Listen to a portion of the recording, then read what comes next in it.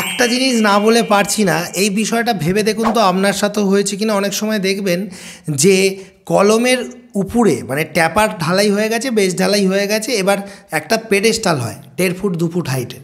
ওই পেডেস্টালটার পর টাই বিম যায়। অনেক সময় দেখা যায় কি কিছু কিছু ক্ষেত্রে অনেক সময় মিস্ত্রিরা এটা মনে করে যে টাই বিম ঢালাই তো করবই, টাই বিম ঢালার দিন মেশিনও আসছে, বা অনেক সময় মালিকরাও মনে করে তাহলে এক কাজ করি, ওই কলমের ওই ছোটো ছোটো অংশগুলো আর ঢালাই করে লাভ নেই। হ্যাঁ, একবারে যেদিন টাই বিম ঢালাই হবে, ঠিক যেমন আমার পিছনের ছবিটা দেখছেন বা সামনেও দেখাবো, তো একবারে যেদিন ঢালাই হবে সেদিন তো আবার ভাইব্রেটার আসবে, একসাথে ঢালাই হয়ে যাবে। সম্পূর্ণ ভুল করতে যাচ্ছে। তার কারণ অনেক সময় দেখা যায় টাই বিমের হাইট কত 1 ফুট, আর নিচে কতটা ঢালাই হবে আরও 2 ফুট। টাই বিমের রড পড়ে গেছে প্রচুর পরিমাণে, এবার সেখানে ভাইব্রেটার ঢোকানোরও অসুবিধা হয়। ঠিকঠাকভাবে যদি ভাইব্রেটার না ঢোকে, কে গ্যারেন্টি নিতে পারে যে হয়তো দেখা গেল উপর ভর্তি হয়ে গেছে বলে মনে হচ্ছে, ভিতরে দেখা গেল মশলাটা ঠিকঠাক ভর্তি হলো না। দুঃস্বপ্নেও যেন কারোর সাথে এটা না হয়। এরকম ঘটনা অনেক জায়গায় দেখা যায়। আসলে আমরা মাটি চাপা দিয়ে দিই বলে ধরতে পারি না। এবার উপর থেকে বাড়ি দাঁড়িয়ে যায়, 2-5-10 বছর বাদে দেখা যায় বাড়িটা একদিকে বসছে। হঠাৎ মাটি খুঁড়ে দেখা গেল যে ভিতরে ওই কলমটা ফাঁপা ছিল, মানে অর্ধেক মশলা পড়েছে অর্ধেক পড়েনি। এরকম তো অনেক ভিডিওই ভাইরাল হয়।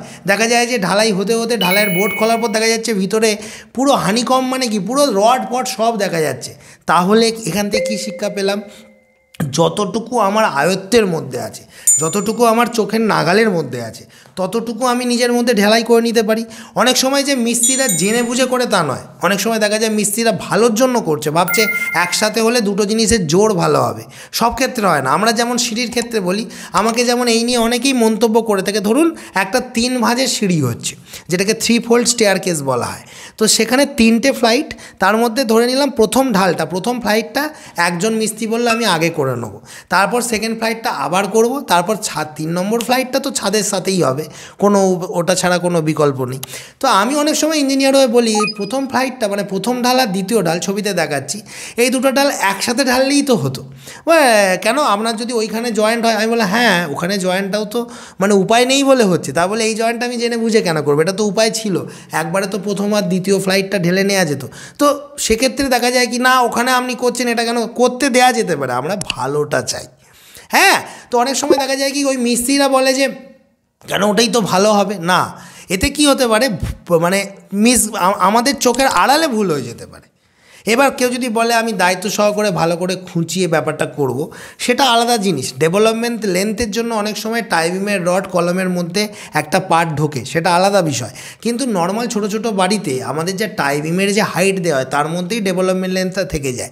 মানে নর্মাল ছোটো বাড়িতে 1 ফুট হাইটের টাই বিমে যদি আমি টাই বিমের মাথার দুটো রড, যে ছবিটা দেখাচ্ছি, আর নিচের দুটো রডকে 6 ইঞ্চি এল দিই, আর দুজনের মধ্যে 1 ইঞ্চি 1.5 ইঞ্চি ওভারল্যাপ করে রডটা, ঠিক এইভাবে, তাতে করে তো আমার ডেভেলপমেন্ট লেন্থ কলমের মধ্যে ঢুকছে না, যে আমাকে কলমের একটা অংশ ফাঁকা রেখে দিতে হবে।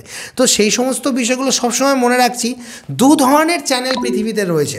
এখন ইউটিউবের মাধ্যমে বহু লোক জ্ঞান নেয় খাটের তলায় বসে, এই খাটের উপরে বসে, সরি কিছু মনে করবেন না। তো মেন ব্যাপার হচ্ছে, কেউ দেখছি 5 তলা 6 তলা 7 তলা বাড়িতে বিল্ডিংয়ের ভিডিও ফুটেজ নিয়ে ভিডিও বানাচ্ছে।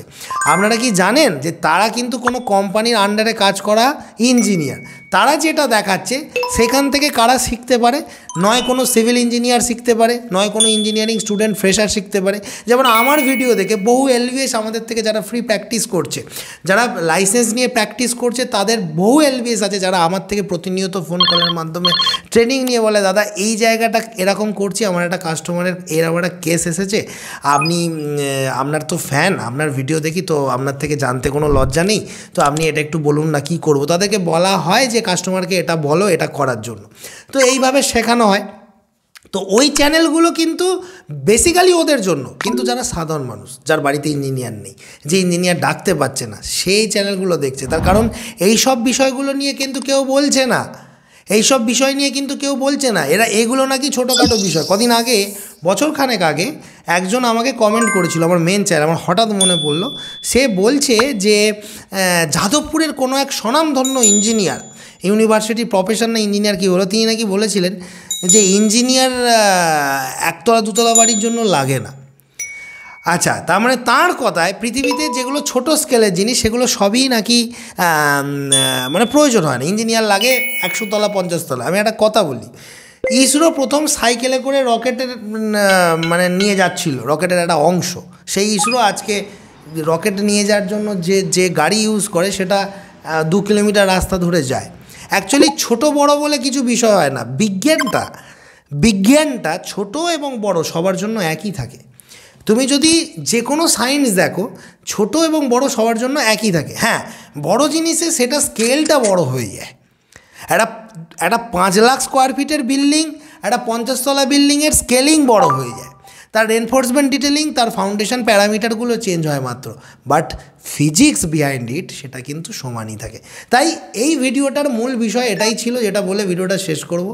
সেটা হচ্ছে যে কখনোই টাই বিম এর সাথে কলমের ওই ছোট্ট অংশটা যেটা ট্যাপারের উপরে, যেটাকে পেডেস্টাল বলে, একসাথে ঢালতে যাবেন না, তাহলে বিপদ কেউ আটকাতে পারবে না। ভিডিওগুলো কেমন লাগছে একটু জানাবেন। যাদের মনে হয় যে আরও একটু টেকনিক্যালি বিষয়গুলো বুঝবো, খুব সুন্দরভাবে আমাদের আরেকটা মেইন চ্যানেল কুমার কনস্ট্রাকশন, সেখানে বোঝানো হয়।